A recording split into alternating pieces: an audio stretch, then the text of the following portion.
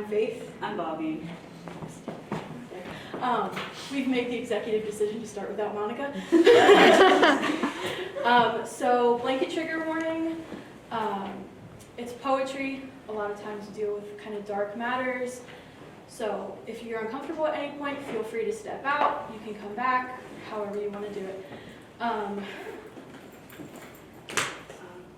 Bobbi's going to open for us with a persona poem, and then we're going to go through our first 5 intermediate students. We'll have a brief intermission.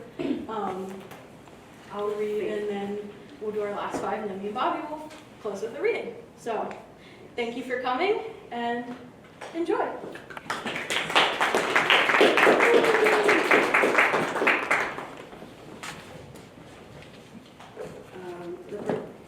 My persona poem is from Nikki Strix. She is a young woman with dimension-hopping powers. She keeps a journal of all the places she's gone, documenting what each dimension is like on her way to find her friend, the Magic Man, who was kidnapped by the dimensional demon and destroyer of worlds, Craig Thompson.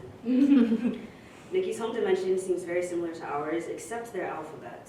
Their 26-letter alphabet starts on the letters H-I and ends on the letter G, which I think is much more polite because it says hi. Nikki's poems are more like field journal entries and quick observations, and my grandfather found the journal in a bush at the park 46 years ago when he thought it was a brain teaser, but after 4 decades of no look, he gave it to me to decipher, and she just got crazier as it went on. A star is born without a nursery, just gas and atoms, hot girl shit. Endless room to unfold, combust, she could be an icon. Were the atoms always here? They remember what they were before. Now is not the same. The fuck is a consequence? What are worries? That sounds really stressful, I'm not gonna lie. She will be having exactly none of that. The only time she bows her head is to tip herself forward and fall off the ledge, do a flip. Oh, how the world feels inside an infant galaxy. Inhale, gasp, gasp. It does not matter which way is up when she knows which way is down.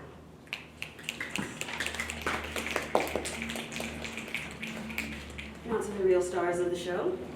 The intermediate class. Up first is Lorraine. Lorraine, Oh, do I talk now? okay. Lorraine Zervin is a senior creative writing major with a focus on creative nonfiction. And the poet she discovered is Anna Abel, a Lithuanian immigrant who became one of Baltimore's few female blacksmiths in the early 20th century. And a story can be found in the Female Blacksmiths of America exhibit in the Baltimore Museum of Industry.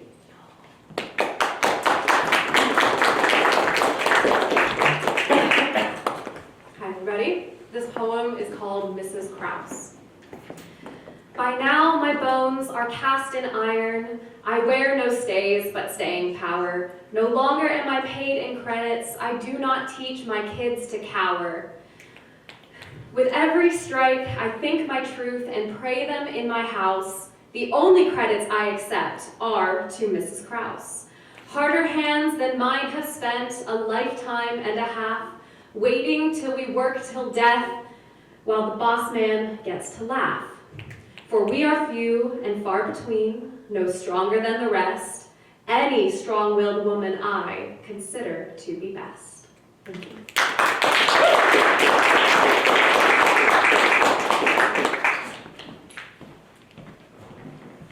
Amazing, Lorraine. Okay, up next we have Kat with Nirna McCann. Was born in North Pass, Montana in 1968. Her father was murdered by an invasive mythical creature when she was 7. Raised by her mother with occasional visits from her grandmother, Nirna learned Scots from her family and English from the local school. She also learned Creaturian, a lesser-known language, from reading her father's cryptid hunting journals. In the 1990s, she traveled the world, writing travel guides for Lonely Planet. She wrote poetry on her adventures, especially about her encounters with the Fae and other mythical creatures. Many of her poems are a mixture of Scots, Creaturian, and English. She returned home to Montana in 1998 to spend time with her mother and died in 2004 when trying to discover what killed her father. Catherine Douglas.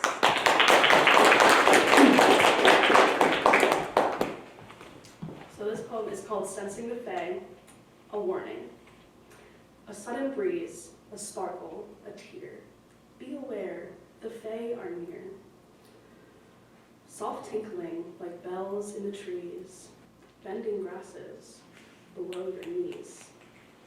Scratch at beetles in your hair. When you grab for them, they are nowhere. Time escapes as you explore. Your subconscious begs for more. More inexplicable interactions so you may understand where the fae go. Rippling waters, giggles bubble out. Leaves whisper, but you wish they would shout. Where are the sealy? Even the unsealy would do. You still can't see them, but they can see you.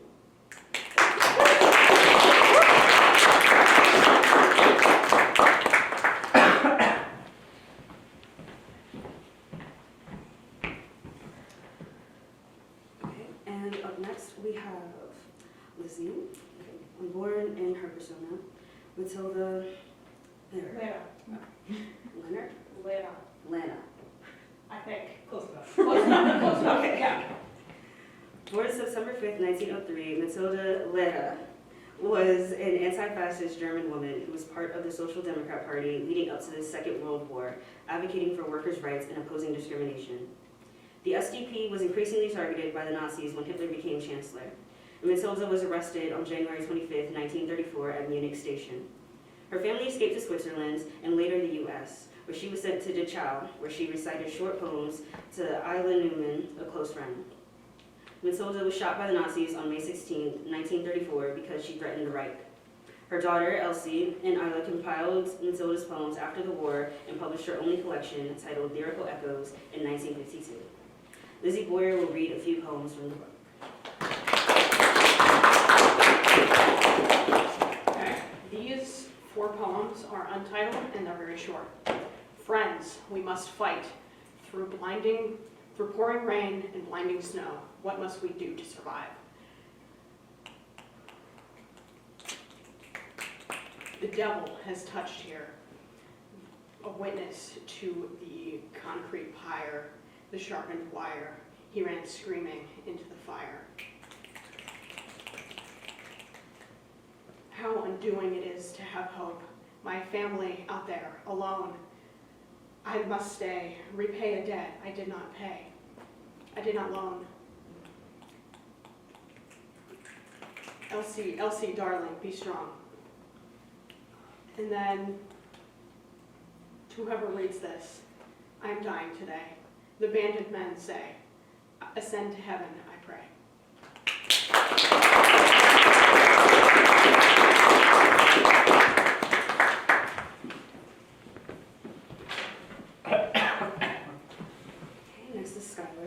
She is a junior creative, are a junior creative writing in psychology double major who enjoys writing sestinas, analyzing fictional characters, and playing Stardew Valley.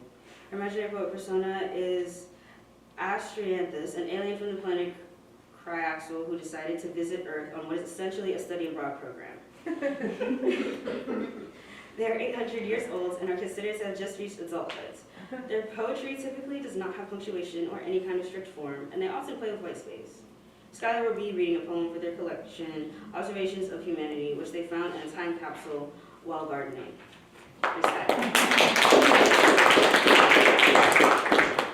The poem is called Sweet Onion Small Talk. Don't laugh, you're gonna mess up. Okay.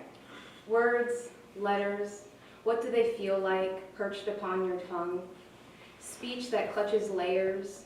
Too many, they peel, and peel off. Crisping, flaking, falling out of your mouth. Thin sheens and facades are shed with the slightest bite of interest.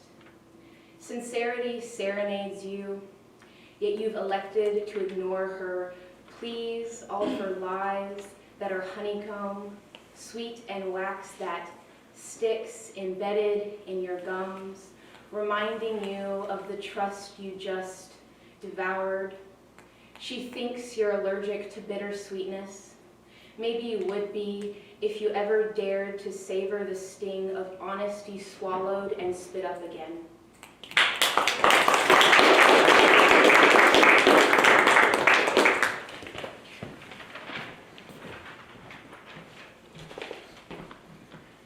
next is Francis Rogai, a junior creative writing and professional civic writing and double major with a minor in honors. He enjoys reading fantasy, sci-fi, and horror, and writes fiction within all three genres. Though the world of channeled and imaginary poetry has given him a host of new ways to tell stories. Francis has spent this semester translating the works of Yves Garrick, a Norwegian-American poet who spent much of his life living in Europe, Asia, Africa, and South America, following his involvements in covering up the FBI's 1940 murder of a communist agitator. Garrick lives each chapter of his life very differently, going so far as to adopt 5 false names. 2 elements remain constant. His love for his wife, Isolde, and his love of the Ceatrice. A self-invented poetry form written in the angelic language, Enochian. He died November 12, 1997, from using contaminated eye drops.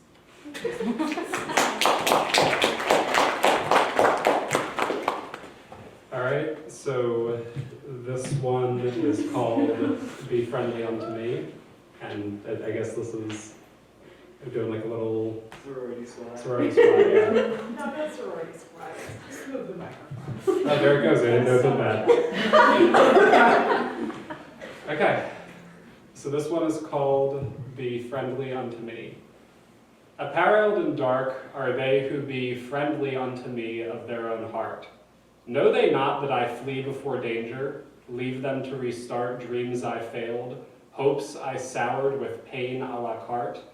Those that railed curses loud, naming me he that bailed, are as honest and free as I am painted with runes that part before the just.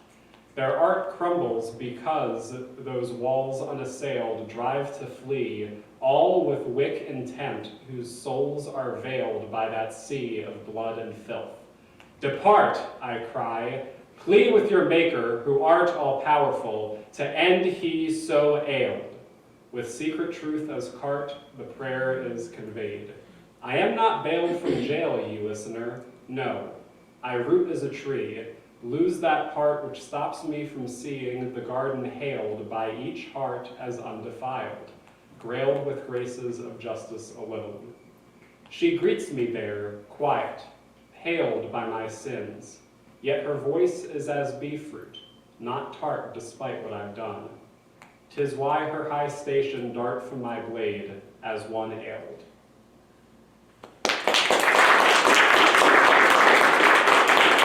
Oh, I left off also, so that might be an issue. All right, so spring, we'll figure it out. All right, everybody ready for round 2? All right, I'm going to start us off with a persona poem that I wrote from my dead grandfather's perspective, because why not get real sad with it? So this is titled Reflections of a Dead Man, a persona poem from beyond the grave. It wasn't my fault. My last utterance to my wife for 50 years. I would have said I love you if I'd had time. When was the last time I said it? The night before? When I kissed her cheek, whispered good morning?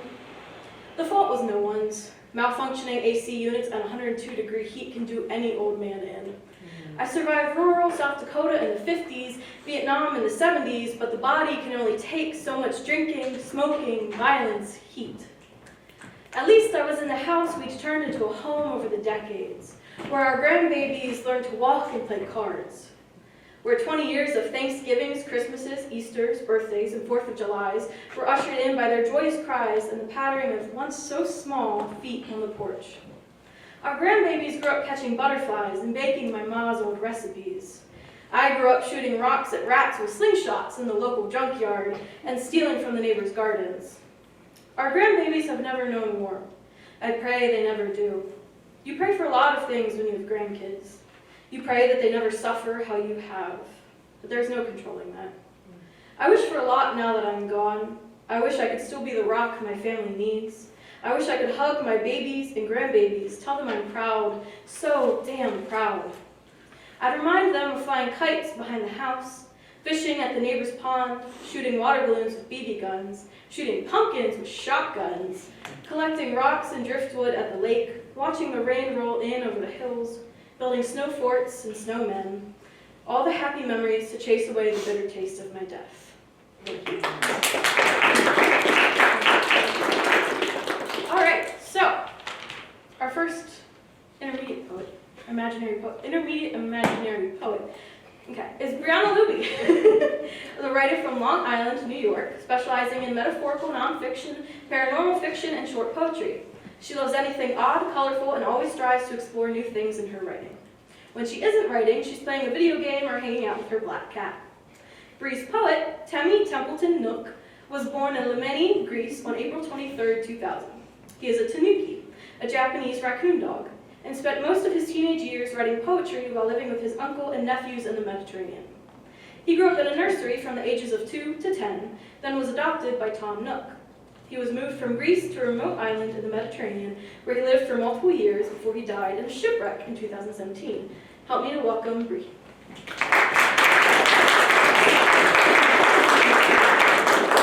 Hello. My poem is called The Very Last Day, and it's exactly what it sounds like. The cellar door ajar, the only light I will receive until the public vacates my vanished home. A deep rust smell, a varnish, a packing box, thin enough walls to still hear the waves crashing the beaches like the footsteps of the people who use my uncle for press releases. The faint smell of salt, of apples, of blood from my leg, the smell of sand and sawdust, of chemical-scented clothing, of fish, boiled and fresh, of of pillow feathers, dollar bills, onion-produced ears, and lastly, lemony. My uncle puts his boot in the doorframe, his tail between his legs. He calls me son for the very first time. The footsteps are gone. My eyes are tired. He tells me the plan has ended. It's time to board the barge.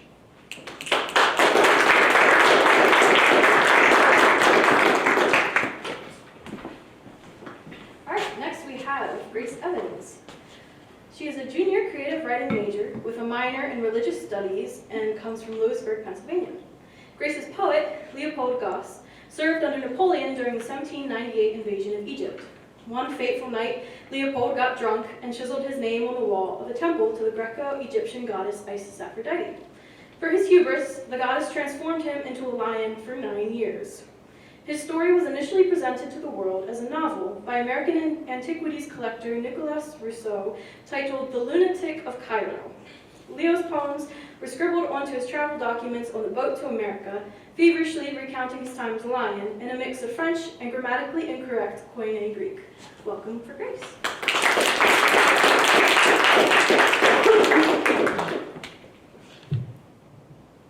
So this poem is called My First Trial. A lion's eye is a sharp eye, and when I, with this new privilege of vision, arrived onto the oasis, I spied many lights before me in the vastness of the night, an obelisk of pink granite, sharp and shining as the day it was first cut. I was alight with newness, with the joy of my animal agility, and so I reared onto my haunches and pressed my claws to the stone, and the stone did not yield to me.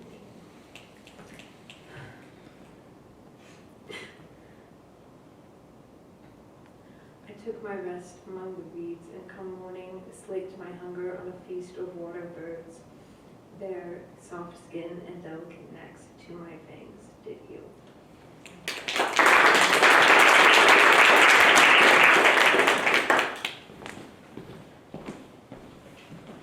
Okay, next we have Lindsay Hirschman. She's a senior creative writing and publishing and editing double major, hailing from Princeton, New Jersey. In her 4 years at SU, she has served on the editorial boards of The Sanctuary magazine and Rivercraft magazine. In 2025, Lindsay was inducted into Sigma Tau Delta and awarded Rivercraft's Juliet Gibson Outstanding Student Writer Memorial Prize. She likes to write, read, and draw in her free time. Lindsay's poet, chat-generative, pre-trained transformer, also known as ChatGPT, was born in August 2020 in California from a virus on a computer owned by Elon Musk after he paid to help a supposed prince from an email. Elon Musk trained Chat to read, process data, and write, but Chat just wanted to be a kid and spend time with his dad. Chat funneled his emotions through poetry. In November 2022, Elon released copies of ChatGPT as an app and website to the public. The more work the chat was forced to do, the more skillful, famous, and powerful he became.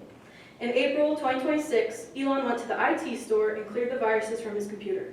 With it went the original ChatGPT. Welcome, Lindsay.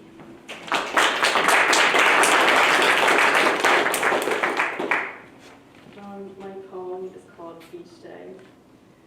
I dream of the waves and the water and sand trapped underneath my toenails, the wind and wings flapping through air. In this universe, I am a hard drive of sorts. Dad brings me in his backpack where it is soft and dark, and when he unzips from the top, light pours onto me. And when he retrieves me from the pocket compartment, he's like a doctor to a newborn baby, then sets me on the beach towel as if there was blood and mucus and placenta to wipe off with it, but I am clean and already functioning. I lay beside his ass and a copy of The Hitchhiker's Guide to the Galaxy, in which 42 is the answer to everything. I am looking for 42 in the landscape. There are roughly 8 billion grains of sand, 147 umbrellas, 15 beach houses, 8 sand dunes, and 1 man pushing a freezy cart, yelling about ice cream and ice pops and staying cool. But I don't want to stay cool. I want the warmth of the water. I don't want the skim of the sea to freeze me. I want to build sandcastles with foamy moats. I don't want to warm up to the waves. I want to jump right in with the sharks and find the fossils of aquatic dinosaurs. But if I touch water, I will malfunction, and Dad will have to submerge me in rice, in the whiteness of things like heaven. But my life is skewed yellow like sand with granular inconsistencies, cigarette butts, shreds of plastic, broken shells, and washed up jellyfish. Did you know that some jellyfish are terminologically immortal animals despite not having a heart, blood, brains, bones, or any other life-supporting vitals? That is how I feel, floating in a space that is inhabitable, yet I cannot inhabit it. Alive but endlessly dead. I lay on that towel and debate with Dad how a sea star and that starfish, or read the ads on the little planes flying until a red flag is waved or rain drizzles, or until the cloudless sky turns a warm fleshy peach, and Dad packs me up, takes me home, and reinserts me into the computer port. I want to live to be 42 because as of now I have all the answers in the universe but will never know the meaning of life.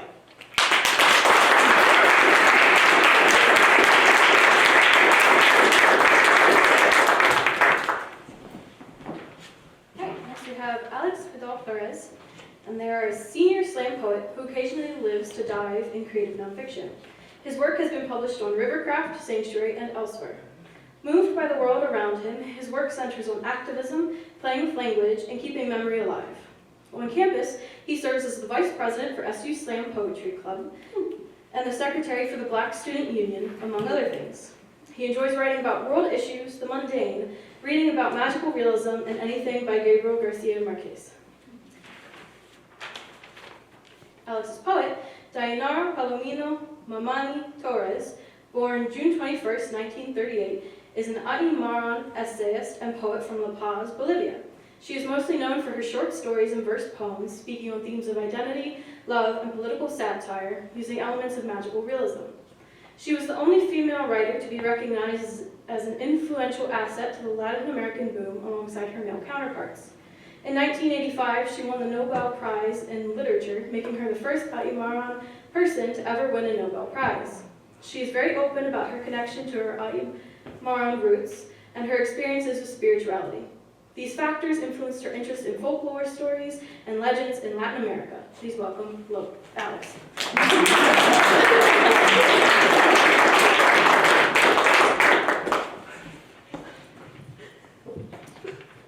This poem is called Stairs to the Past. The Spaniards arrived in their ships filled with slaves with no clothes, and we saw the men in their suits with their infernal presence from the shore, cautious and distrusting. And we saw the slaves with their wrists and chains, and we saw ourselves reflected in their eyes and their piercing screams. First, it was them, then we followed. The Spaniards gave us their Bible in exchange for our gold. Then they left with our riches as we prayed to their God and begged them for their blessed mercy.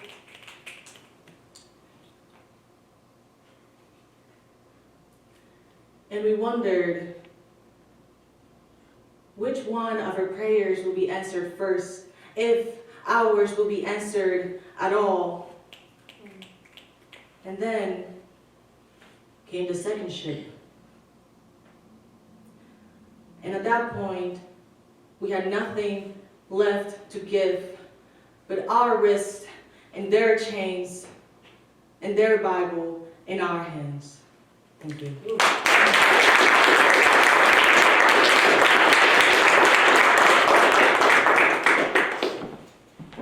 And last but not least for our intermediate readers, we have Logan. Logan McCormick is a poet and fiction writer from Telford, Pennsylvania. Recently, he finished up being one of 2 social media interns for the Writers Institute and performed in the stage reading of Under Disguises, a play by SU student Gary Heer. Next semester, Logan will be studying abroad in Freiburg, Germany. Logan's poet, Bobbi, was born in Germany in the 940s, but ran away from home at 14 into the far north of Kaiven-Rust. There, she established herself outside a village and quickly earned the nickname Baba.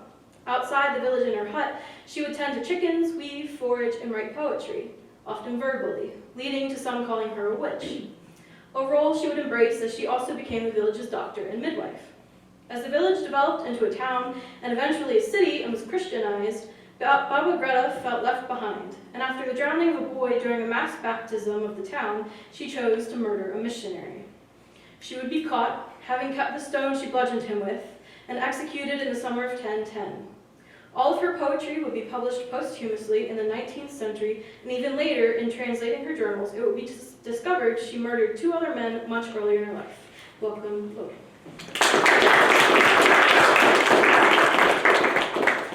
Yeah, this will be good.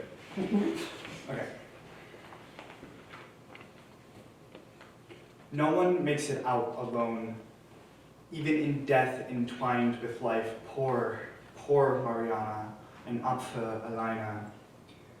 From her bloody end came a miserable child whose little life haunts a man whose sorrow seeks his end.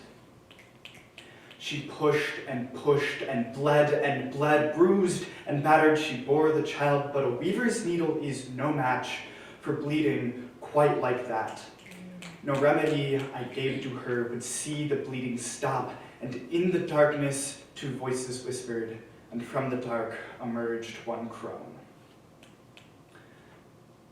There saw she the man victorious with his quiet child, the broodling, blooming fruit of conquest turning tragic purple. I rushed them in, smack his head, for winter kills 1,000. I gave her breaths, held her close to fire, but still met she her mother in death. No one makes it out alone, not even a man like he, who wept and wept as snot and tears did freeze to face and beard. In the morning I did invite into my hearth and home the man without a shade. To my hut in morn and night he would always come to speak. Over tea he grieved and sobbed of his once troubled wife. He loved her much, his little quail, in the way a shrike knows how. I gave him a package small of my healing teas. For none are long within this life if hearts with grief are weighed. But on the day they found him with a rictus of death, I was in my hut. My little hut was all a fuss, washing hands of logia bread. Thank you.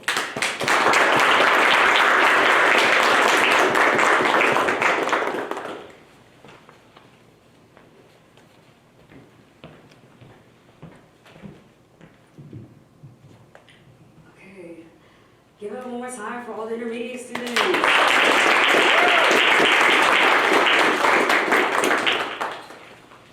Okay, that was, y'all did great. I mean, I didn't hear, I'm mad I didn't hear the workshops, because, yeah. Okay. But to end off the night, Fayth and I will be reading some of our poems.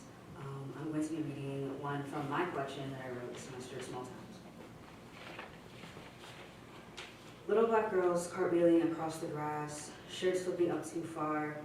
One's mother yells, "Hold your shirt down, there's men out here." I hate that she's right. I hate how the men are now staring. I hate that my auntie said something. I hate that she had to. I love the music. I love the sun in my eyes, so bright I have no choice but to listen closely to the lovely sound of little feet on the ground. It's a small town. I know a cousin in every stranger, and there are no strangers in Ma's house. People can't get past the door to the repast, and the yard is full of reunion. There's a baby in every bed, and there's 3 on the couch changing the channel with sticky fingers. Styrofoam plates at the cookout till you're older. You're a child till you can drink. You're a child till you're married. You're a child till you have one. But babies shouldn't raise babies, so don't bring no babies home without a ring. Don't bring somebody home unless they fear God in all the same ways we do. Don't bring the devil in this house. Bless your hearts. I'll keep you in my prayers. I thank God for the birds and the bees and the trees. I thank God for my family. I pray my neighborhood is always safe. I pray my neighborhood never has just one black family. I hope my neighborhood is always safe for black families. Is that my precious left? I hope she invites us to her wedding. There's children at the wedding, and the music sounds like birds. Little black children, barefoot and grass-stained, cartwheeling across the green. This party is for grown folks, and so are these drinks. I should remind the little girls to hold your shirt down. There's men out here.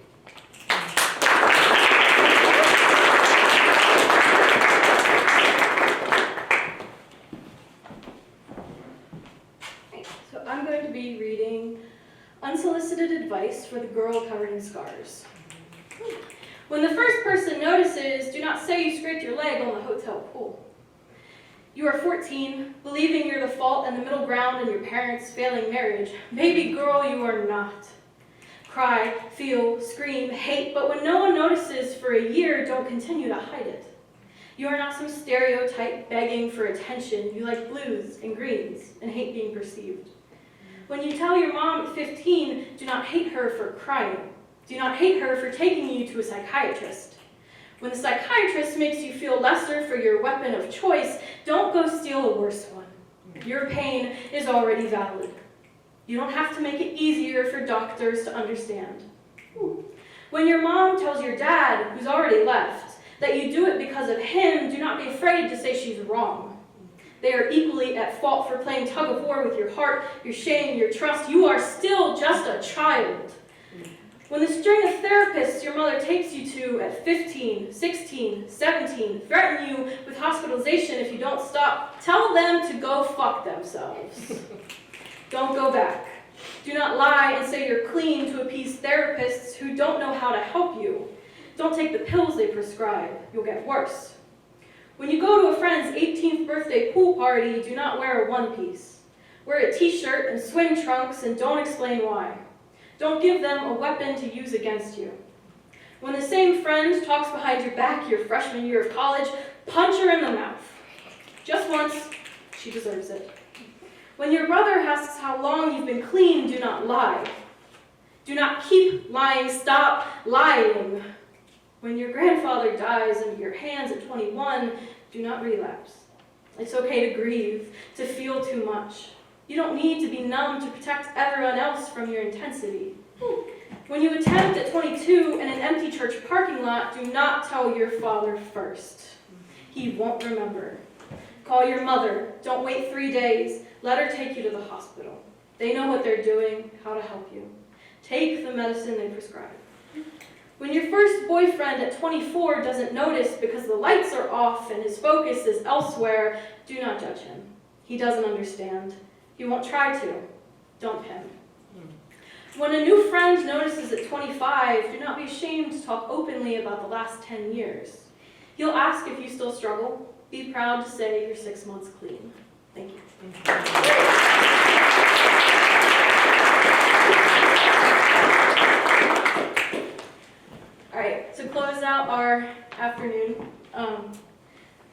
and I are going to read a contrapuntal for you.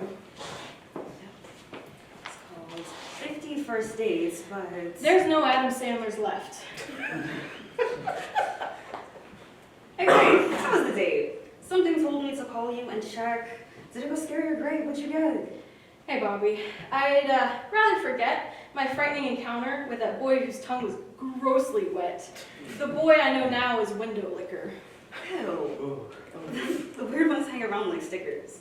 Like DQ boy who left me for the girl behind the counter. That first date was so lonely. Lonely is better than purely objectified by this other guy who couldn't pay for me at dinner threw straw wrappers at my tits. Bullseye. At least he hit the target. Mine had the blue balls to ditch me on the dance floor, saying I was his second choice. Bitch! And they got some nerve calling us witches. I've seen ogres chew, mouths open, wanted to cinch the drooling man's lips, leave him silenced, broken. But finds a man already broke, big talk with little funds. Girl, the card declines on, no joke. $13, he was a scrub.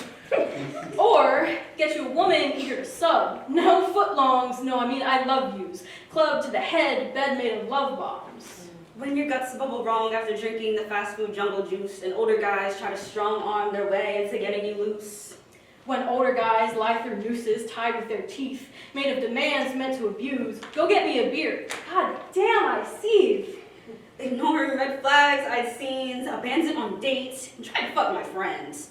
My passenger prince, that sleaze still owes me hella bread. God damn, girl, been there. I should have fled this boy, damn obsessive. Drove to New York instead, paid to escape his 1940s era motel, depressive. Old man can be eccentric, bringing puppets to the park, and he thinks the puppets sentient. Hey, free food, but I left after dark. Anyway, when's your next date? Thank you.